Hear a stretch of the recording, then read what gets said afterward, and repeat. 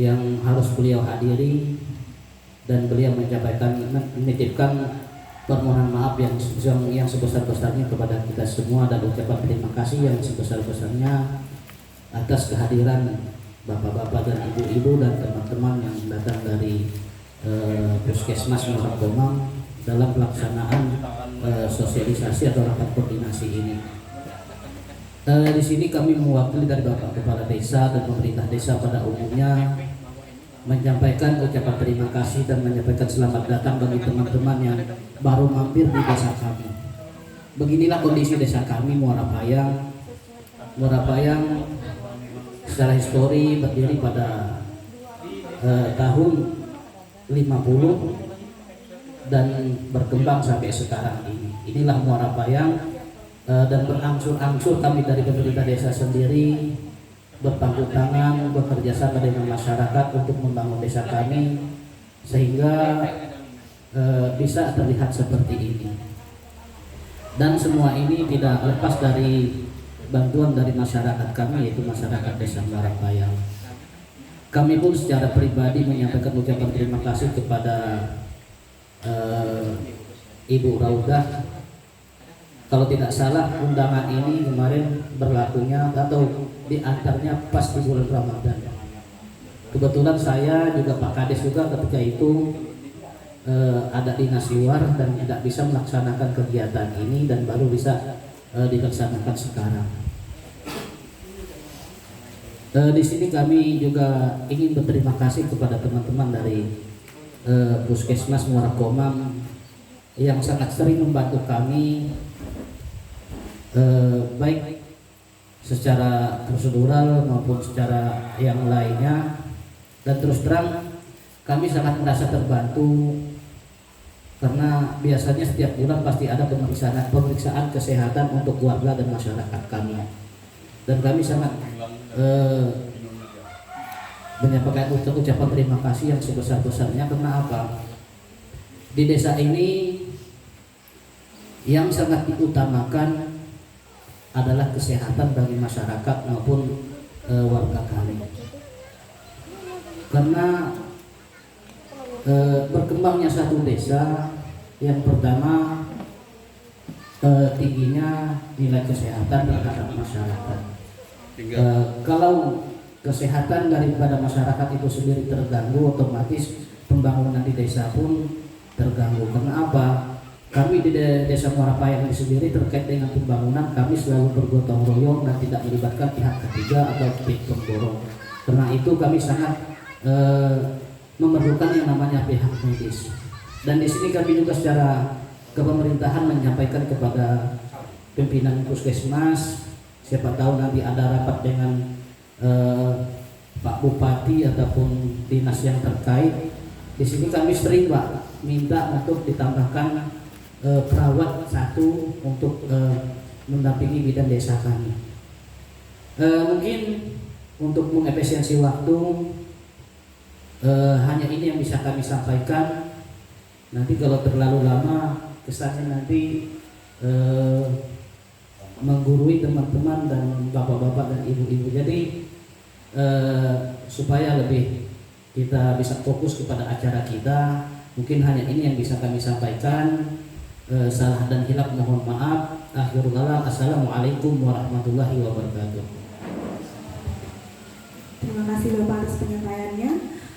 Selanjutnya mungkin akan dilakukan penyampaian sambutan oleh pimpinan Puskesmas Muara Komang sekaligus membuka acara kita pada hari ini. Kepada Bapak dipersilahkan.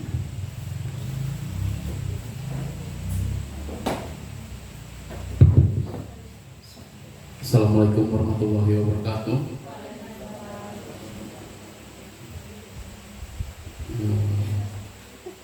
Yang terhormat Bapak Kepala Desa Muara Payang, yang kali ini dalam kesempatan ini diwakili oleh Bapak Sekdes Muara Payang, perangkat desa yang saya hormati, perangkat desa, Bapak Ketua RT, Ibu-ibu kader Desa Muara Payang, yang terhormat rekan-rekan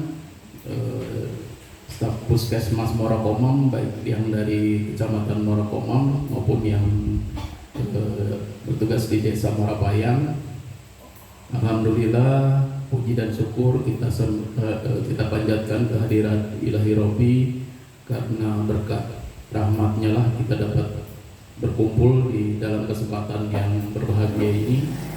Salawat beserta salam kita panjatkan kepada Nabi besar Nabi Muhammad SAW,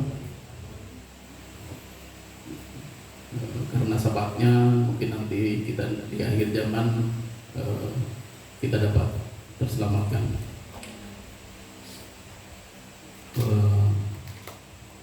Seperti yang tadi di Bapak Sekdes singgung, untuk memang indeks pembangunan, salah satu pembangunan kesehatan, pembangunan masyarakat manusia di Indonesia, bahwa angka kematian ibu dan kematian bayi balita menjadi salah satu faktor utama untuk indeks kesehatan, indeks pembangunan kesehatan, yang dimana tahun 2023 Muara Komam masih menyumbang satu kematian ibu bersalin.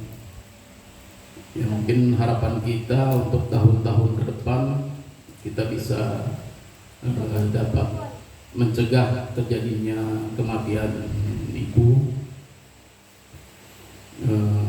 Mungkin nanti dibahas oleh Mbak Nuka nanti penyebabnya, sehingga kita bisa tahu serta bisa mencegah, melakukan antisipasi supaya tidak terjadi lagi di tahun-tahun yang akan datang. Juga untuk angka kematian bayi, kalau nggak salah Muara Komam ini ada 8 angka kematian di tahun 2023. Iya. Nanti mungkin akan dibahas lebih lanjut lagi. Terima kasih saya sampaikan kepada Bapak Sekdes beserta perangkat Desa Muara Payang yang telah bersedia dan telah memfasilitasi untuk pertemuan dan rapat pada kesempatan kali ini. Kita istilahnya upaya dari kesehatan ini tidak akan dapat berhasil tanpa didukung oleh partisipasi dari perangkat desa, dari masyarakat semuanya. Mungkin upaya-upaya kami dalam meningkatkan derajat kesehatan ini tidak akan berhasil tanpa peran serta dari seluruh masyarakat, khususnya Desa Payang, umumnya dari Kecamatan Muara Komam. Untuk menyingkat waktu, saya akan membuka acara hari ini. Rapat koordinasi P4K dan pemantauan ibu hamil beresiko tinggi pada hari Selasa tanggal 23 April tahun 2024 secara resmi saya buka. Mungkin itu yang dapat saya sampaikan. Salah hilaf mohon maaf. Assalamualaikum warahmatullahi wabarakatuh. Terima kasih kepada Bapak Teknik Setiana. Selanjutnya penyampaian terkait P4K dan pemantauan ibu hamil resiko tinggi yang akan dibawakan oleh Bidan Nur Eka Savitri. Dipersilahkan.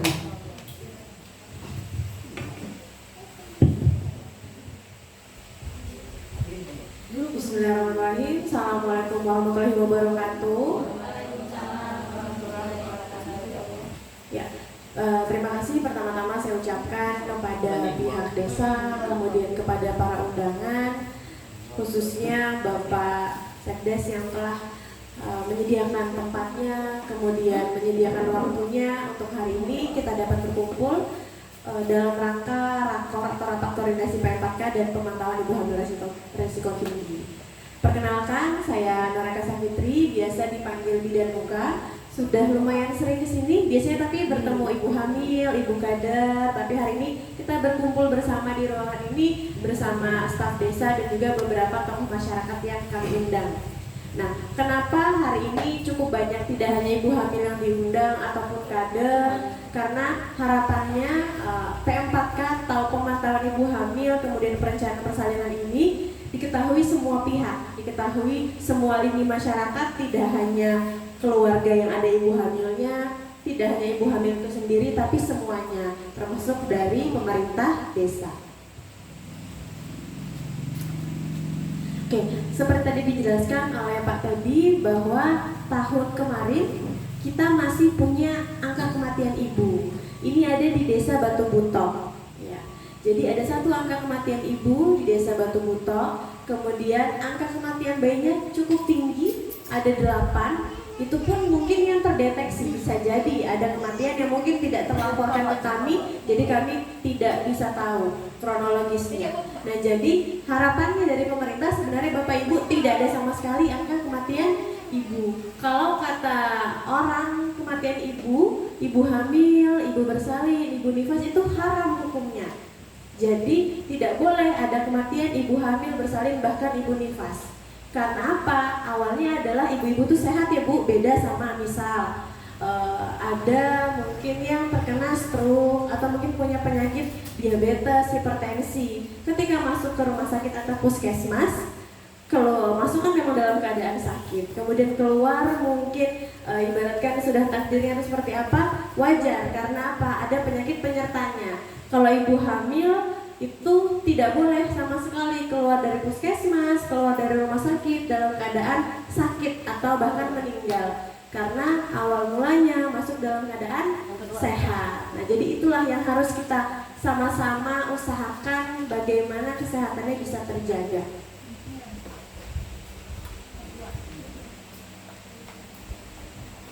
Ini tadi penyebab angka kematian nih Bu, mungkin beberapa sudah tahu, ini hanya kita sambil diskusi, nanti habis ini kita mungkin akan sharing karena ada beberapa poin penting di payang yang nanti akan saya bahas dan mungkin minta tolong dari Pak Sekdes untuk bagaimana perpanjangan tangannya. Yang pertama, perdarahan sudah pasti ya Bapak Ibu, penyebab kematian utama itu adalah perdarahan yang sering terjadi biasanya di saat persalinan. Itu sangat kita hindari. Ini nanti hubungannya banyak. Nah, biasanya saya akan lebih detail menjelaskan ketika kita kelas ibu hamil. Lalu hipertensi yang biasanya bikin sampai kejang, mau bersalin tensinya tinggi kejang. Itu biasanya sangat juga memungkinkan untuk menjadi penyebab angka kematian. Kemudian kalau untuk bayi, berat bayinya lahir rendah. Minimal berapaannya? Banyak ibu kader ya? Berapa Bu minimal Bu berat bayi lahir Bu? Ya 2,5. Sudah hebat loh Pak, kader-kadernya Pak. Tepuk tangan dulu loh buat kader. Berarti selama ini dibina segala macam itu memang sudah luar biasa. Kemarin saya ke Posyandu Pak, kadernya sudah luar biasa sekali Pak untuk melakukan pelayanan ibaratkan kaki tangannya puskesmas gitu ya Pak ya. Nah, jadi berat bayinya tidak boleh kurang dari 2.500. Lalu asfiksia ini kalau bayi lahir gak langsung nangis. Nah, mungkin bapak-bapak yang dulu pernah dampingin ibunya bersalin, anaknya gak langsung nangis, itu bahaya ya Pak ya. Nah, bisa menyebabkan kematian. Lalu dalam kehamilan tadi ini sambungannya, ada kehamilan resiko tinggi. Tadi kan di situ tulisannya pemantauan ibu hamil resiko tinggi. Jadi masyarakat, semua orang harus tahu bahwa ibu hamil itu ada beberapa yang beresiko. Jadi mungkin kalau ada yang rencana mau hamil lagi, istrinya di rumah, mungkin tetangganya, jadi tahu nih, oh aku beresiko apa enggak, itu penting. Karena hamil yang biasa saja, yang tidak ada resiko pun, itu bisa menimbulkan atau bisa beresiko. Apalagi yang sudah beresiko dari awal. Lanjut. Ya, ini. Adakah yang sudah termasuk di dalam kategori ini? Ada yang usianya di atas 35 mau hamil lagi? Ada? Ibunya ketawa, jangan-jangan. Jadi kalau usianya di bawah 20 tahun, itu 16 ya, sebenarnya di bawah 20 tahun itu termasuk beresiko. Jadi hamilnya hamil muda. Di Kecamatan Kolom ini banyak nih yang mungkin lulus SMA, menikah, jadi usianya 17-18, itu sangat beresiko. Nah, kalau misalnya rajin periksa tidak masalah, tapi ini bahkan ada yang tidak mau periksa.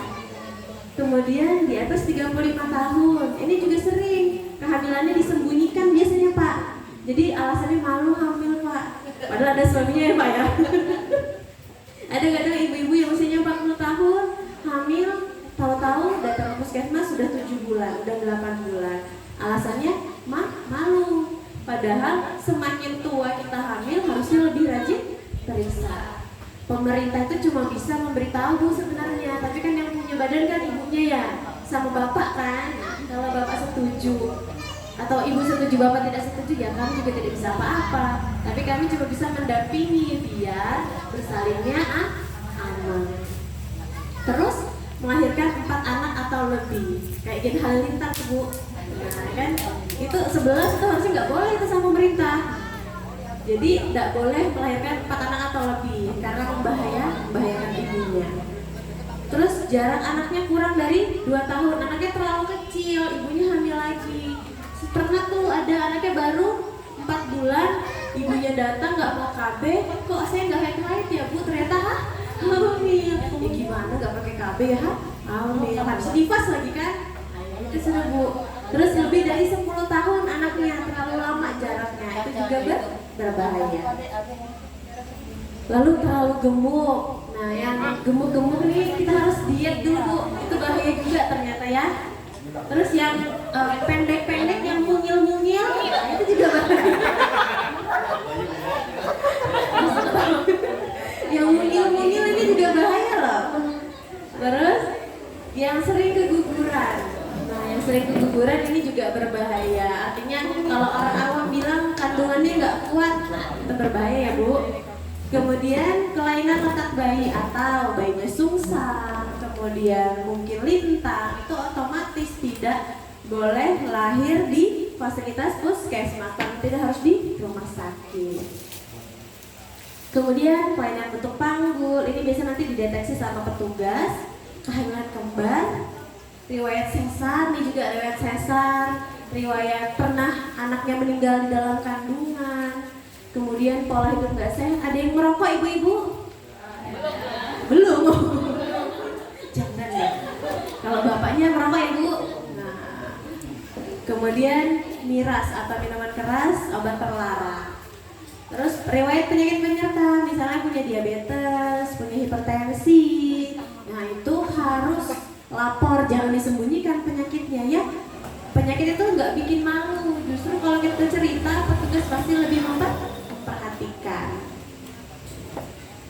Nah tadi itu pendahuluannya, ada ibu hamil resiko tinggi dengan berbagai macam jenisnya. Ujung-ujungnya pemerintah bikin program namanya P4K. Jadi perencanaan persalinan dan komplikasi kehamilan tadi. Kegiatannya apa? Yaitu harapannya masyarakat, pemerintah, ibu kader, ibu hamilnya sendiri dan keluarga itu lebih waspada terhadap kehamilan. Cara kecilnya adalah itu tadi, di rumah yang hamil sudah ditempel stiker. Ibu hamilnya ada berapa di sini yang datang? 5 aja, 3-nya calon-calon hamil. 2 ya. Jadi di rumah sudah tertempel Bu, sudah ya. Itu tujuannya supaya tahu bahwa ini ada ibu hamilnya di rumah. Jadi di situ tertulis. Ya. Nah, di situ tertulis mulai dari nama ibu, tanggal persalinannya berapa, taksirannya tadi, penolongnya maunya siapa, tempatnya di mana, kemudian pendampingnya, transportasi. Itu harapannya supaya ketika misalnya terjadi sesuatu, mungkin tidak ada suami di rumah, kemudian ibu terjadi apa-apa, itu bisa ditolong secepat mungkin. Biasanya kalau udah sakit kan kita nggak karuan ibu. Jadi orang yang menolong sudah tahu, oh iya ibu ini mau lahiran di mana, yang nolong siapa, ini ada nomor teleponnya yang bisa dihubungi. Nah itu fungsinya untuk agar segala sesuatu tidak ditolong secara terlambat. Alhamdulillah sih sekarang jalanan bagus ya Pak. Nah, jadi cepat. Kalau dulu yang mungkin rusak, ibaratnya agak sedikit lambat. Kalau sekarang kan gampang ya. Nah, strateginya apa? Nah, ini Pak yang mungkin akan kita bahas sedikit. Satu, persalinan ditolong oleh nakes. Di Payang memang Pak persalinannya semuanya ditolong oleh bidan prauda, tapi sayangnya masih ditolong di rumah Pak. Nah, ini yang saya mohon untuk nanti bagaimana mungkin kita bahas sambil diskusi, karena memang kan saya lihat pusbannya itu sangat ibaratkan sangat cukup untuk ditolong di pusban, tapi memang kepercayaan masyarakatnya yang masih ingin ditolong di rumah. Kadang kata bidan prauda datang diperiksa nih Pak, misalnya bukan 4, disuruh observasi atau dilihat di pusban aja, tapi memilih pulang. Kemudian pas pulang bidan praudanya dipanggil ketika sudah dekat sekali persalinannya. Nah itu karena memang persalinan yang terstandar itu harus wajib di fasilitas kesehatan, minimal pusban atau boleh di puskesmas, karena sekarang itu tidak terstandar. Satu, mungkin tidak steril tempatnya, alat-alatnya lagi, kondisinya. Jadi memang harus wajib sebenarnya di pusban atau di puskesmas, karena takutnya ketika terjadi apa-apa pertolongannya lambat membahayakan ibunya. Kemudian komplikasi obstetri dapat pelayanan tenaga kesehatan dan wanita usia subur mendapat pencegahan kehamilan. Di sini KB-nya semuanya sama bidan prauda ya Bu ya. Nah, pokoknya nanti habis bersalin 30 hari sudah boleh pakai KB. Tidak usah menunggu mens, biasanya gitu.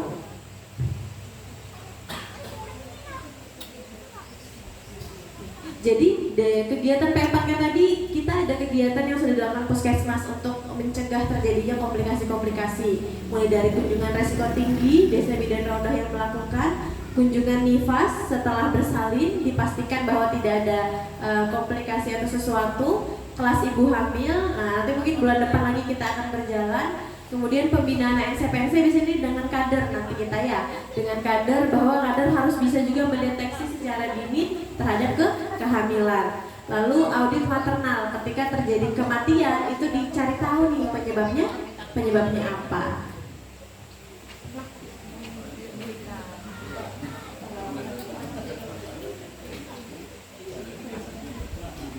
Nah, ini tadi terakhir kita akan bahas Pak ini capaian Muara Payang di 2023. Jadi di Payang 2023 itu ada 15 ibu hamil. Dengan kunjungan keempat itu kunjungan yang minimal dilakukan oleh ibu hamil sesuai anjuran pemerintah. Itu ada keempatnya ada 8. Kemudian ke-6 tuh 6 kali berkunjung ya wajib, itu ada 5 kali. Kemudian ibu hamilnya dari 15 orang itu Pak 5 yang resiko tinggi. Lalu dari 15 ibu hamil 11 yang bersalin di 2023. 7-nya bersalin di Fasyankes, ya puskesmas, rumah sakit. Tapi di pusban nggak ada ya bidan prauda ya, semuanya di puskesmas atau rumah sakit ya. 4-nya di rumah Pak sama bidan. Jadi ada 7 yang di Fasyankes, 4-nya di rumah sama Bu bidan. Kemudian di dukun alhamdulillah tahun kemarin nggak ada, 0. Ya ini tepuk tangan juga karena di beberapa desa masih ada nih Bu yang ditolong sama dukun. Kemudian berat bayi lahir rendah tadi di bawah 2.500 ada 2 orang, masih 2 bayi. Kematian ibu nggak ada, kematian bayi pun tidak ada. Jadi alhamdulillah tidak menyumbang kematian, tapi memang yang harus digarisbawahi di Payang masih ditolong di rumah nih. Nah ini yang nanti kita cari solusi. Kenapa ibu-ibu kok ditolong di rumah gitu? Kenapa nggak mau di pusban? Nah seperti itu ya. Mungkin itu saja dari saya. Nanti selanjutnya kita akan diskusi. Mungkin ada yang mau ditanyakan atau tanggapan dari Pak Sekdes atau Pak Pimpus. Saya kembalikan ke moderator. Terima kasih. Baik, terima kasih atas penyampaiannya. Mungkin selanjutnya kita akan buka sesi tanya jawab atau ada yang mau disampaikan, dipersilakan boleh. Atau dari Pak Sekdes dulu boleh Pak? Boleh Pak, dipersilakan Pak. Baik. Assalamualaikum warahmatullahi wabarakatuh. Yang pertama-tama saya mewakili dari pemerintah Desa Muara menyampaikan ucapan terima kasih kepada para ibu-ibu kader Posyandu dan juga bidan desa yang sudah sangat membantu kami dari pemerintah desa terkait dengan penanganan kesehatan maupun ibu hamil. Jadi saya sedikit bercerita Bu Bidan. Jadi hal inilah yang sering saya kelahi mulut sama Muraudah. Iya, sering kelahi mulut sama Muraudah. Karena apa? Antara apa? Saya sama Muraudah bingung apa mencari solusi bagaimana biar apa warga kami pada umumnya khususnya ibu-ibu hamil itu mau melahirkan itu di puskesmas atau di pusban. Jadi sampai sekarang Bu belum dapat kami untuk strateginya itu agar bisa melahirkan di pusban ataupun puskesmas itu. Yang kadang-kadang yang menjadi apa bagi saya itu ya kadang-kadang merasa sedih, kemudian kecewa terhadap saya pribadi khususnya pada pemerintah desa karena mungkin ya dianggap gagal untuk mensosialisasikan agar ibu-ibu atau masyarakat kami melahirkan di pusban ataupun di puskesmas itu. Karena apa? Sebagian masyarakat kami itu mungkin ini kita belak-belakan aja. Takutnya kalau melahirkan di puskesmas itu apa? Nanti kalau apa-apa digunting, dijahit. Iya, itu bukan jadi rahasia apa? Bukan jadi rahasia pribadi, jadi rahasia umum. Itu pasti sudah terjadi begitu. Nah, jadi melahirkanlah di rumah ceritanya. Ya apa? Tapi akhirnya nanti endingnya ujung-ujungnya ke bidan desa, ke puskesmas juga, gitu kan? Dan itu tidak mau dan langsung begitu. Nah, jadi pada momen ini atas nama pemerintah desa saya sampaikan kepada bapak-bapak, ibu-ibu yang keluarganya masih memprogramkan kehamilan ataupun yang lagi hamil, tolonglah betul-betul bekerja sama dengan bidan desa. Sebetulnya nggak masalah kok sebetulnya ya, karena yang lebih mengerti terkait dengan persalinan itu adalah pihak medis sendiri, pihak bidan sendiri. Ya meskipun di tradisi kepercayaan kita pada zaman dulu bidan desa apa persalinan itu ditangani dengan dukun beranak atau bidan kampung lah begitu. Tapi ini kita zaman sudah apa? Sudah berubah. Kalau kita berbicara ke agama, mungkin sekarang keyakinan kita itu sudah mulai menurun. Kalau pada zaman dulu, kalau bahasa saya zaman biyen itu keyakinan seseorang itu memang kuat. Oh ini pakai kayu ini obat ini pasti bisa lah begitu. Tapi sekarang iman kita udah mulai menipis. Iya, udah mulai nggak percaya seperti itu. Iya, udah mulai nggak percaya yang sama hal-hal yang seperti itu. Nah, jadi harapan saya, tolong kita sama-sama sampaikan kepada warga kita, keluarga kita, tolonglah seyogyanya sering-sering periksa lah, gitu kan? Karena apa? Saya berbicara pengalaman saya sendiri. Saya ini terus terang. Di tahun 2009 sampai 2011 itu hidup-hidupnya di rumah sakit. Karena apa? Istri saya itu lemah kandungan. Ya, lemah kandungan istri saya. Jadi hidupnya itu di rumah sakit. Anak yang pertama, ya yang namanya pertama kan baru nikah juga nggak begitu ngerti juga kan, apalagi kondisi jalan kita, fasilitas kita juga kan ya minim juga gitu kan. Anak yang pertama setelah melahirkan meninggal. Kemudian yang kedua keguguran. Yang ketiga itu sungsang. Iya, sungsang.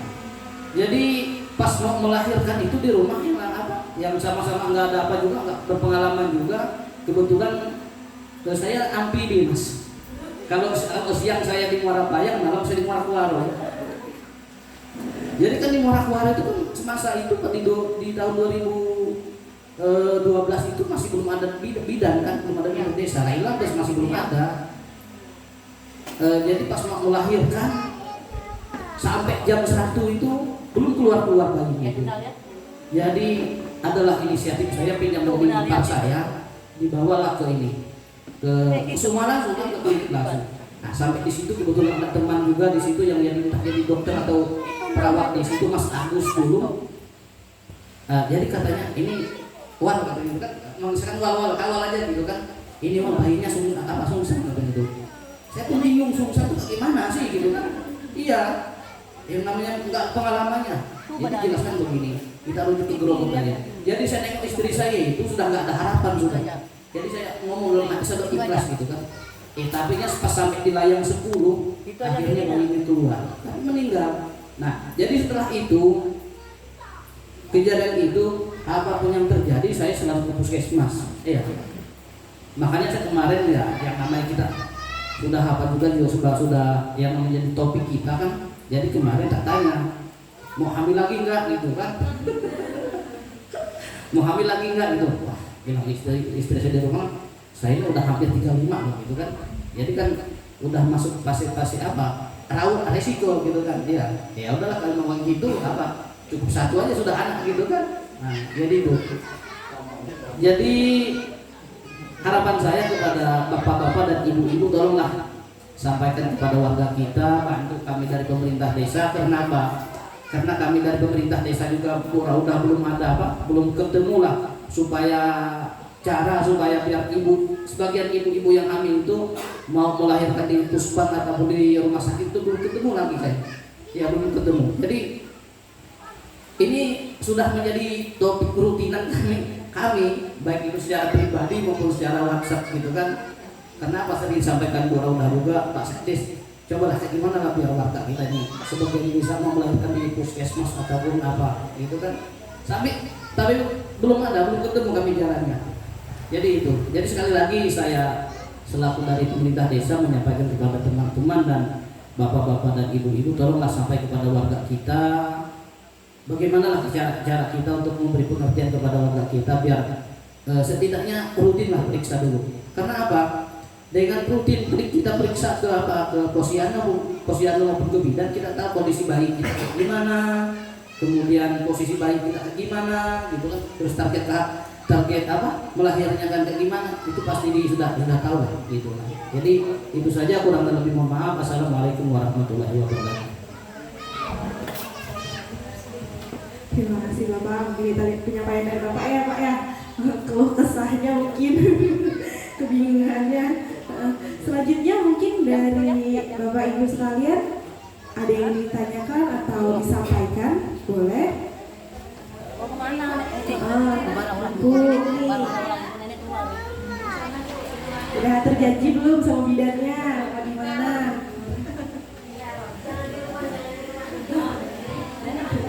Atau nanti pas gasnya lagi neror kan? Gimana? Oh ini ada grup ternyata, sepertinya ada yang mau disampaikan ya. Boleh? Iya? Oh, sudah di... Atau mungkin lebih afdolnya Bapak boleh dari Pak RT-nya, biar lebih afdol. Mungkin kan siapa tahu yang disampaikan sama Pak Sekdes ada yang agak kurang gitu kan.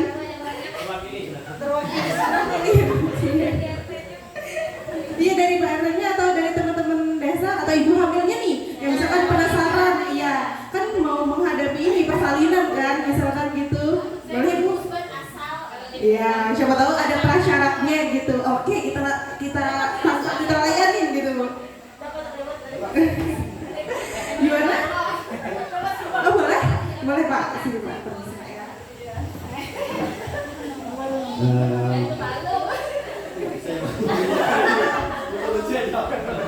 Nah, kalau menurut saya sih kan tadi ada yang umur di atas 35 itu kan sudah rawan tuh. Ya bisa dikatakan kalau bisa jangan hamil lah. Tapi kan di sisi lain kita udah bisa juga menahan dia ada hamil kan. Begitu dia mau lapor misalnya mau catatan ke puskesmas itu dimarahin misalnya. Dia udah mau dia ke puskesmas. Disuruh jangan hamil lagi, tapi sudah hamil. Sedangkan dia mencari solusi supaya dia itu gimana caranya hamil itu ya dengan sehat lah, keluar yang wajar kan. Mungkin yang kedua itu usul aja kan, kalau masalah bidan kampung ini kan apa namanya, kita juga tidak bisa meninggalkannya gitu, karena itu sudah menjadi tradisi kita juga dari dulu. Jadi bagaimana caranya, kalau saran saya itu bidan itulah bidan kampung, dukun kampung itu yang diajak kerjasama dalam puskesmas ini, karena mungkin kebanyakan orang ada yang lebih percaya kepada dukun itu daripada puskesmas, karena itu terjadi. Mungkin itu. Terima kasih Bapak. Mungkin kita tampung dulu ya Mbak ya. Atau ada lagi yang mau ditambahkan? Selain itu tadi, rasa penasaran atau unek-unek yang udah tertahankan gitu kan? Ada? Ya siapa tahu kan yang dari yang bersangkutan ibu hamilnya kan ada keluhan, baik itu kesehatannya atau gimana. Sampaikan aja, nggak usah malu atau sungkan. Kan di sini tadi temanya kita juga sharing is caring. Jadi lebih baik kita sambil berbagi juga kan, biar tahu tuh gimana perasaan masing-masing atau ada kelah kesahnya, mumpung dibuka. Siapa tahu nanti kan kayak tadi kejadian kayak masnya kesana mungkin ada beberapa hal mungkin jadinya ada kesalahpahaman gitu. Gimana? Bening, kalau dari saya sih Pak, kayak saya tuh kan biasanya mau belanja nih Pak ya. Ih ada baju bagus. Saya tuh punya prinsip mending saya beli karena jadi saya nyesal karena sudah beli daripada saya nyesal nggak beli. Jadi bisa nih Bapak, mending Bapak menyesal sudah bertanya, siapa tahu kan Bapak udah dapat jawaban daripada Bapak nyesal nggak bertanya nggak mendapat jawaban lagi gitu. Gimana? Oke cukup aja ya. Mungkin tadi ada sekitar jadi totalnya ada 2 ya. Mungkin tadi dari Bapak Sekdes juga terkait strategi yang mungkin bisa kita sharing gitu ya Pak ya. Terus yang selanjutnya tadi dari Bapaknya ya Pak ya, terkait udah hamilnya di atas 35 tahun, habis itu ternyata kena cek-cek mulut lah sedikit gitu. Lalu selanjutnya yang ketiga apa? Bidan ya, terkait bidan kampung ya. Oke, selanjutnya mungkin akan dijawab oleh bidan Noneka atau bidan Nuka. Izin saya coba kita saling diskusi ya Pak ya. Jadi yang pertama tadi kata Pak Kades, memang kemarin saya juga sempat Pak di kelas ibu hamil. Kemarin ada ibu ketua PKK ya, istri dari Pak Kades. Sebenarnya juga memang menjadi pertanyaan. Di situ juga saya tanya nanti lahirnya di puskesmas ya Bu atau di pusbat ya Bu. Ibu hamil pun masih bingung kayak ogah-ogahan karena tradisi seperti itu ya. Tapi sebenarnya kita pun juga tidak meninggalkan tradisi, tapi kita hanya sedikit melangkah lebih baik. Bukan artinya di rumah tidak baik, tapi kita menghindari segala sesuatu yang di luar kemungkinan. Makin kesini kan komplikasi itu makin macam-macam, karena mungkin ilmunya makin berkembang. Jadi harapannya sebenarnya sama seperti Bapak bilang, tidak usah. Kadang tuh Pak memang orang-orang atau ibu-ibu hamil, masyarakat ini akan rajin ke fasilitas kesehatan kalau sudah terjadi sesuatu. Nah harapannya kami sebenarnya tidak mengharapkan terjadi sesuatu itu. Jadi dari sekarang kita pelan-pelan untuk bersalin. Kalau memang tidak mau ke puskesmas kejauhan, boleh ke pusbat. Tidak semua persalinan itu dirujuk, tidak. Tapi biasanya dari bidan rawat itu biasanya lapor, ini ada bumil nih begini. Aman nggak? Oh aman ya udah, kalau aman kita ditolong di atas aja. Jadi kalau misalnya itu sampai ditolong atau dilahirkan ke puskesmas dan karena laporan bidan rawat mungkin ada sesuatu penyulitnya yang harapannya ketika di puskesmas bisa ditangani. Jadi kadang pemalinya tradisinya itu kan nggak boleh keluar rumah ya Bu ya setelah lahiran. Nah ini nggak apa-apa. Jadi nanti setelah lahiran pun baru mau di rumah aja nggak apa-apa, tapi kan pas menuju lahirannya itu aja. Karena memang yang ditakutkan tidak terstandar itu, tidak bersih, bisa infeksi. Nah itu mungkin memang tidak semudah itu untuk meninggalkan. Dulu juga di kota-kota sampai sekarang pun mungkin masih ada yang lahir di rumah, yang diem-diem. Tapi setidaknya pelan-pelan kan kita beralih ke hal yang lebih baik. Bukan berarti yang kemarin tidak baik. Ada juga Pak yang bilang inovasinya Pak, tadi dikasih sembako ya Bu ya, langsung semuanya hamil nanti. Nah jadi mungkin inovasi-inovasi itu, tapi memang rata-rata inovasi itu pasti berkaitannya sama reward ya Pak ya. Dan di mana reward itu juga otomatis akan berkesinambungan dengan keuangan lagi. Nah itu mungkin yang di luar kendali kami, bagaimana nanti dari pihak desa. Siapa tahu nanti ada reward lahiran di pusban, mungkin dapat seperangkat, dan bukan seperangkat alat sholat ya, seperangkat baju-baju bayi mungkin, atau apa yang mungkin menyenangkan. Mungkin dengan nominal 100.000 yang kalau kita berikan secara uang kecil ya Bu ya, tapi secara anak-anak reward itu mungkin sangat berkesan. Nah, mungkin biasanya pancingannya pasti harus begitu ya Pak ya. Tapi itu kembali lagi ke pihak desa. Harapannya nanti kalau misalnya ada inovasi-inovasi puskesmas bisa saling berdampingan, harapannya mungkin kita juga bisa saling membantu seperti itu. Kemudian yang kedua tadi dari Mas siapa Mas? Mas Sahidin. Tadi Mas atau Pak ya, Mas aja ya lebih akrab jadi kan.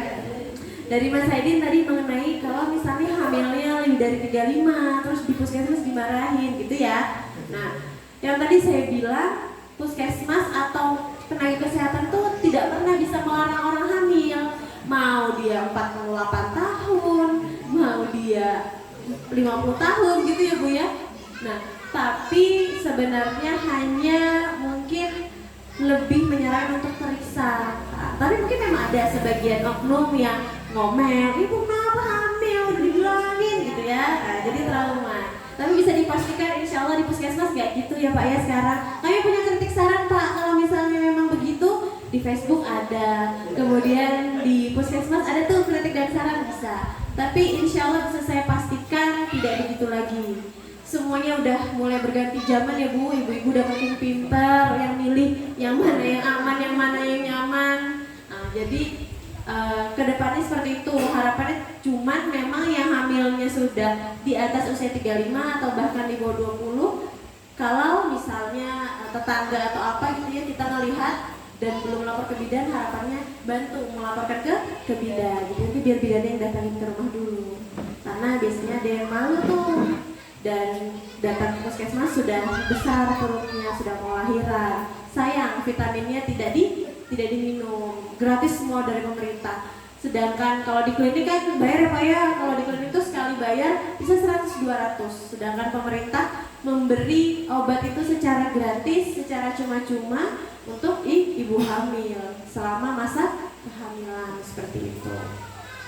Lalu yang ketiga tadi masalah bidan kampung bermitra. Alhamdulillah di Payang sudah bermitra dengan baik. Di Payang di SK-kan kan atau bagaimana Pak? Baik, menyangkut masalah ini kita dari pemerintah desa sebelumnya kita tidak meng-SK-kan. Karena apa? Kita sudah koordinasi beberapa kali koordinasi baik itu ke inspektorat maupun ke dinas DPMD juga, itu tidak dibolehkan. Kenapa? Sekarang ini terkait dengan persalinan maupun kesehatan yang lainnya mutlak harus ditangani oleh medis dari puskesmas maupun rumah sakit gitu. Jadi begitu. Ya, baik. Tapi memang tidak di-SK-kan, tapi selama ini yang saya dapat info dari Bidan Rauda, alhamdulillah sih bermitra dengan baik. Jadi kalau misalnya Bapak Ibu lebih masih ada kepercayaan dengan bidan kampung, tidak apa-apa. Tapi nanti biasanya bidan kampung mendampingi. Ada beberapa bidan, contohnya bidan dari Langon, biasanya Muara-Muara kalau saya tidak salah lupa, itu biasanya mendampingi sampai ke puskesmas, tidak apa-apa. Jadi mendampingi kan, karena memang ada beberapa yang sebagian saya akui walaupun misalnya nih bidan-bidan yang memang sekolahnya ada gitu ya Bu ya selama 3 atau 4 tahun, tapi secara usia memang terkadang lebih percaya dengan yang lebih tua, karena kan bidan-bidan yang baru pasti lebih muda, apalagi lebih muda daripada kami, bahkan mungkin belum pernah bersalin. Nah itu mungkin yang menimbulkan titik kekurangan kepercayaan. Jadi tidak apa-apa, kami pun di puskesmas tidak melarang jika ada bidan kampung yang datang untuk menemani persalinan seperti itu. Jadi harapannya semuanya makin berjalan dengan baik. Mungkin sebelumnya ke Bidan Raudah dulu yang mungkin tahu sedikit bagaimana, kenapa sih kok maunya lahirnya di rumah. Kemudian dari Bidan Raudah siapa tahu ada sedikit saran untuk pemerintah desa atau kepada ibu-ibu hamilnya.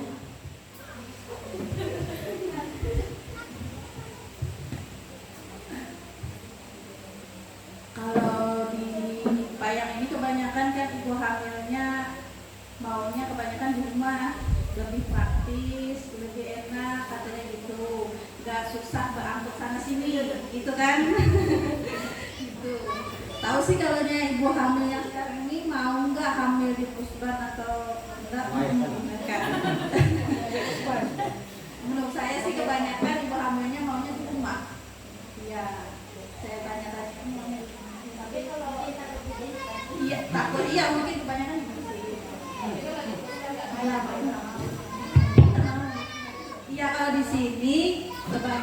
ibu hamil juga nggak mau dijahit gitu Pak.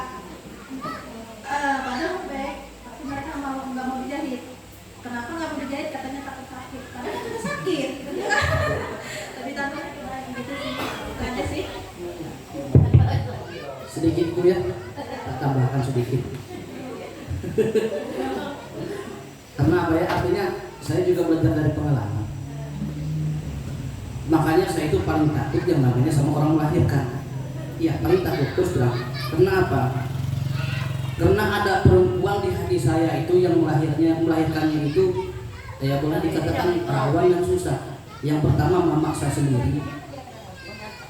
Waktu melahirkan adik saya paling bungsu, karena akses jalan pun waktu itu hanya lewat sungai, nggak ada jalan. Itu pun sudah pendarahan. Di bawah kolong rumah itu sudah dikaitkan rumput-rumput untuk menutupi darah. Seandainya pada masa itu ada medis, mungkin bisa apa? Bisa teratasi. Itu pun untuk masih ada umur lah, dikatakan ada umur. Gitu. Saya pun sudah nggak yang ada di dalam masa itu.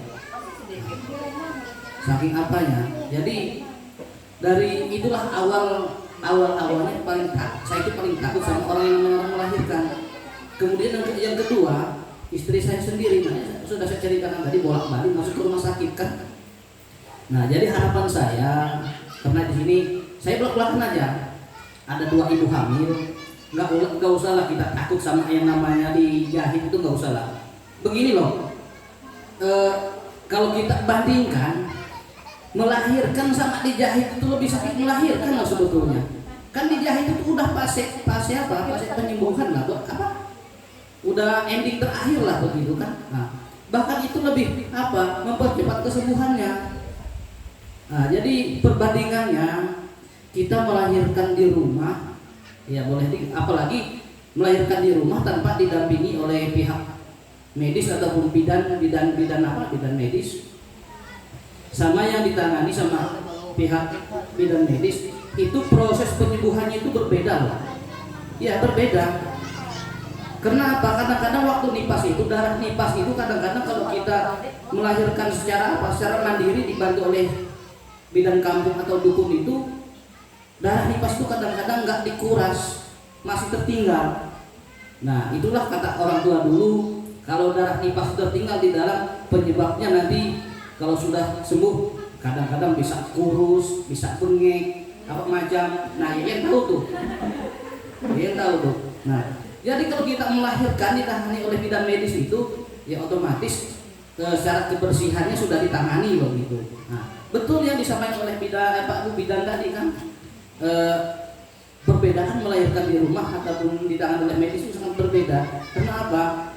Yang perlu kita tinjau, yang perlu kita pahami sendiri itu dari fasilitas, kalau fasilitas sih kalau memang melahirkan itu secara yang memang pas kena yang bagus, nggak cerewet ya cepat aja gitu. Cuman yang perlu kita pikirkan itu selaku kepala keluarga yang kita pikirkan itu proses penyembuhannya itu, karena betul proses penyembuhan melahirkan di rumah secara mandiri, sama bukan arti saya membelakangi atau bidan atau dukun itu enggak. Ini kan saya berbicara dengan pengalaman saya pribadi kan. Proses sembuhnya itu berbeda loh. Apalagi kadang-kadang misalnya pengantin baru, kadang-kadang bapak-bapaknya nggak sabaran juga gitu kan. Makanya kalau boleh, kalau bisa, tolonglah kita silakan masuk Bu, nggak apa-apa. Kita arahkanlah keluarga kita itu melahirkan itu di pusban ataupun di puskesmas. Silakan Bu, dilanjutkan. Oke, baik, terima kasih Pak. Itu tadi dukungannya sebenarnya dari pemerintah sudah luar biasa. Oh iya, silakan Pak. Terkait reward kan. Nah, kalau masalah itu tergantung ibu yang melahirkan. Nanti sebenarnya melahirkan di rumah, masa pemerintah desa kasih reward itu kan nggak etis juga. Tapi kalau misalnya melahirkan di pusban ataupun di rumah sakit, apalagi ditangani sama murah-murah kan ya, mungkin itu satu hal yang perlu kami pikirkan juga dari pemerintah desa. Nah, jadi tergantung kerjasama yang mau melahirkan sama suaminya aja sudah itu. Ya, terima kasih Pak. Setidaknya kan sudah pemerintah desa sudah ada niat ya Bu ya. Tapi benar, jadi jangan sampai juga kita aku mau lahir di pusban atau di puskesmas kalau ada rewardnya lah dari kalian, itu salah juga ya Bu ya. Nanti udah bahasanya udah sungsang banyak. Aku ada nggak ya dia dari Pak Kades ya? Kalau nggak ada nggak jadi deh ke puskesmas. Nah itu juga salah ya Bu. Nah jadi sebenarnya kembali lagi ke Ibu. Kadang juga ada ibunya yang mau, keluarganya nggak mau, suaminya nggak mau, bahkan mertuanya biasanya seperti itu yang masih adat istiadatnya agak kental gitu ya Bu. Nah harapannya pelan-pelan ngomong aja nanti, mungkin curhat saya bidan udah saya mau sebenarnya di puskesmas tapi keluarga saya nggak mau. Nah ini kan saya senang sekali jalanannya kan sudah sangat bagus nih. Kalau memang nanti ada yang mau bersalin tapi mungkin keluarganya masih bagaimana, siapa tahu dengan kami bantu ke rumah mungkin akhirnya keluarganya mau, itu bisa. Nanti hubungin aja bidan raudahnya. Nanti kalau misalnya takut, nanti gak apa-apa. Saya dampingi di sana sama bidan raudah atau bagaimana. Yang penting komunikasi. Harapannya setelah ini dari 4, kalau memang yang tahun lalu 4 yang bersalin di rumah, ya berkuranglah jadi 2 dulu. Gak usah langsung hilang, pelan-pelan aja gak apa-apa. Ya, setidaknya sudah ada niatnya. Jangan sampai sudah terjadi apa-apa dulu, baru kita ibaratkan ke puskesmas. Kemudian tadi yang masalah jahit menjahit, tidak ada sekarang namanya menggunting. Ada namanya sekarang asuhan sayang ibu. Kalau dulu memang ada namanya digunting. Jadi itu digunting itu untuk mempercepat proses persalinan. Jadi sekarang sudah tidak ada lagi, karena itu tidak sayang ibu ya, karena kan menambahkan sakit gitu ya. Tapi yang perlu saya luruskan, digunting itu kecuali ada sesuatu yang sangat gawat darurat, dan itu biasanya pasti izin sama pihak keluarga. Contoh bayinya tidak lahir-lahir. Dari 100 persalinan paling 1 atau 2 yang dilakukan itu, kecuali betul-betul gawat darurat, tidak bisa ditolong secara normal, baru dibantu gunting. Karena apa? Kalau tidak dibantu tidak lahir-lahir. Nah, seperti itu. Karena jalan persalinannya agak sedikit kaku. Nah, itu biasanya kenapa terjadi digunting sekarang. Nah, cuman kalau misalnya kondisi dia robek secara manual, maksudnya tidak ada gunting kemudian robek, itu wajar.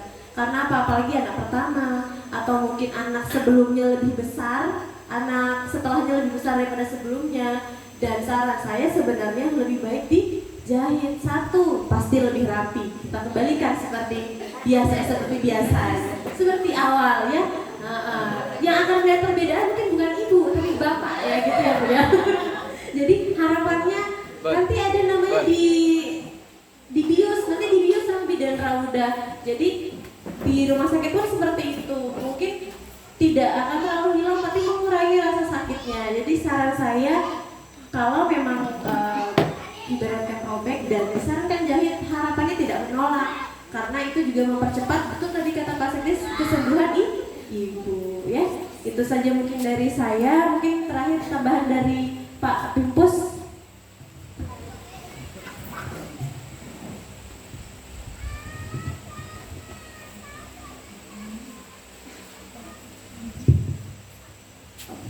Tadi betul sekali apa yang disampaikan oleh Pak Sekdes ya.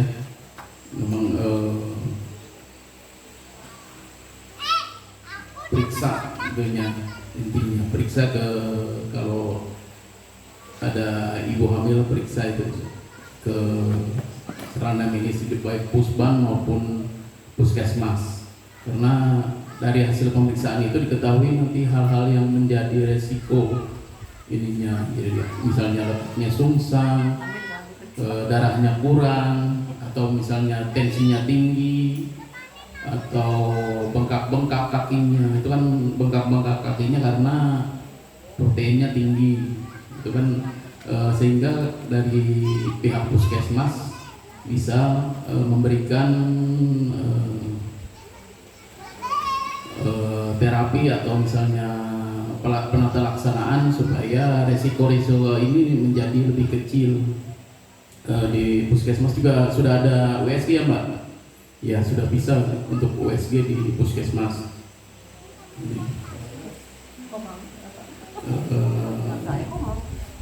Ibu-ibu juga kan sudah, yang hamil sudah BPJS-nya aktif semua kan?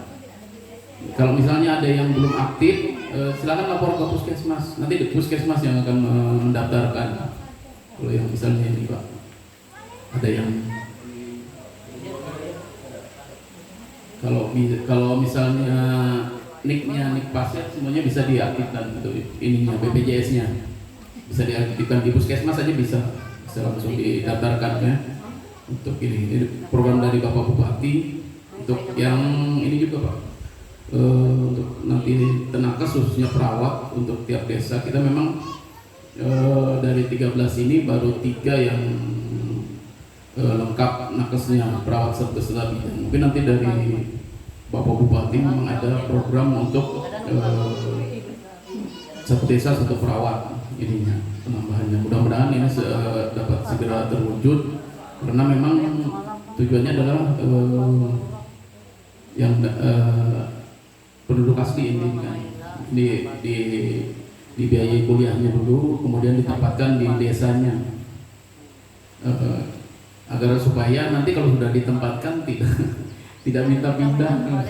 Ya, kalau ini istilahnya anak aslinya kan mungkin ya mengabdi di wilayahnya sendiri, bisa betah istilahnya ininya. Kebanyakan begitu memang Pak. Misalnya sudah kami dapat tenaga kesehatan nanti belum 5 tahun sudah muncul pindah. Masalahnya itu memang ininya.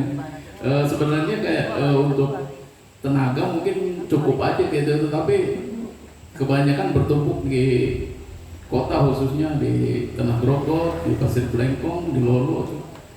Kebanyakan itu rata-rata semuanya minta pindah ke sana. Mungkin kemarin juga sempat di UKO ada usulan dari Bapak Kadesnya untuk untuk menyiapkan tenaga donor. Kadang-kadang memang dalam proses persalinan ini kadang-kadang jika terjadi perdarahan kan diperlukan donor darah. Jadi kadang-kadang kalau pas di rumah sakit pas memang diperlukan darah ini kan biasanya kosong ininya. Ya. Kalau misalnya kita di desa sudah mendata gitu, misalnya kami dari puskesmas mungkin bisa melakukan pemeriksaan golongan darahnya sehingga bisa disiapkan gitu yang istilahnya bersedia melakukan donor darah gitu.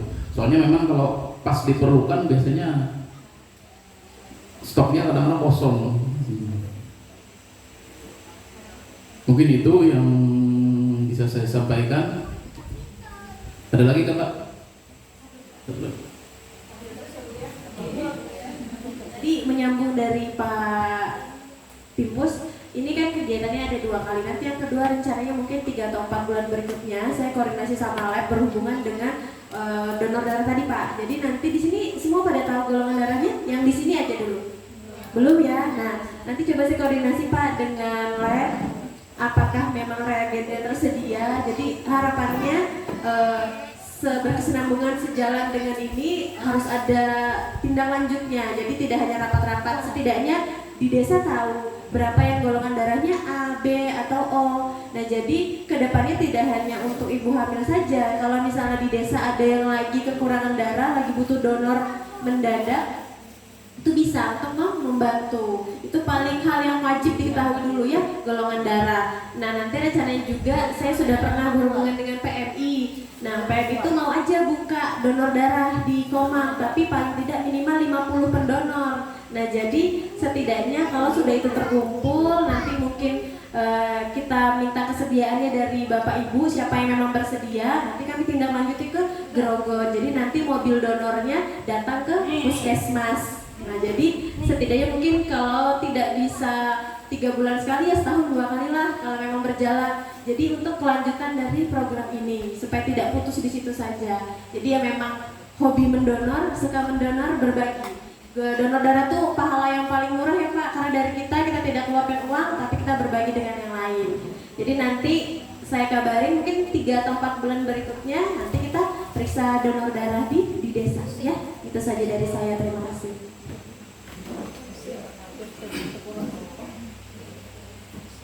Oke, cukup. Ada lagi? Sudah cukup ya. Mungkin kita cukupkan sampai di sini. Jika ada salah kata ataupun perbuatan dari kami semua yang berhadir saya mohon maaf. Dan terima kasih sekali untuk Bapak, Ibu karena sudah menyempatkan untuk hadir pada hari ini. Mungkin sebelum ini kita berfoto bersama dulu ya. Boleh nanti bareng-barengnya. Mungkin beberapa nanti maju, ibu-ibunya nanti yang ibu hamilnya duduk aja. Nanti kita angkutin kursinya ya. Sekian dari saya. Wassalamualaikum warahmatullahi wabarakatuh.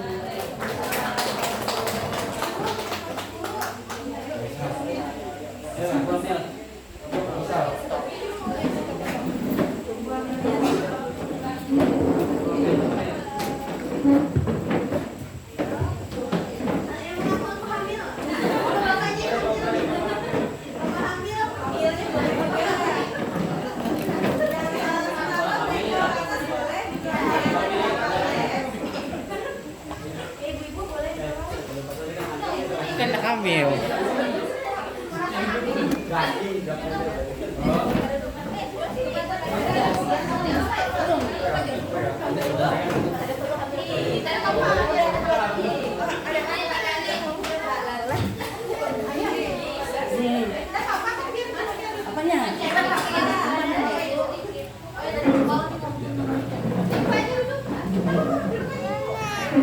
Sama kayaknya.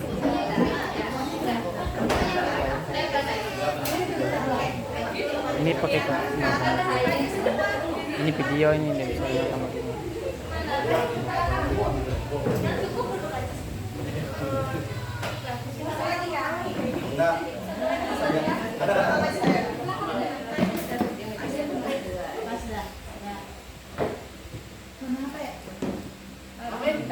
Yuk, hitung jom.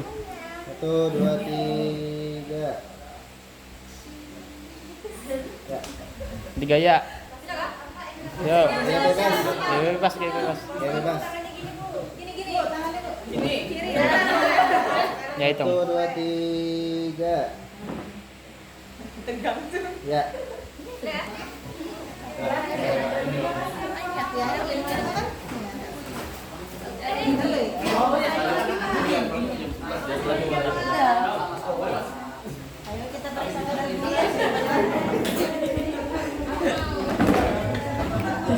Yang ada nanti kita periksa dulu PTM ya, periksa gula darah di sini nggak apa-apa. Ya, periksa dulu. Semuanya ibu hamilnya juga. Staf desanya periksa dulu. Sini aja kan? Aduh, saya tidak bisa.